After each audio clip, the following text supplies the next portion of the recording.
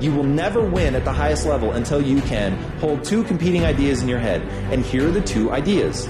Idea number one, this is going to take me 10 years.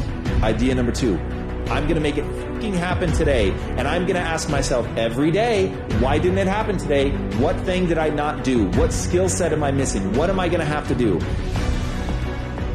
But it's going to take 10 years and only actually going to happen for me if I'm going all out every day, like it has to happen right now.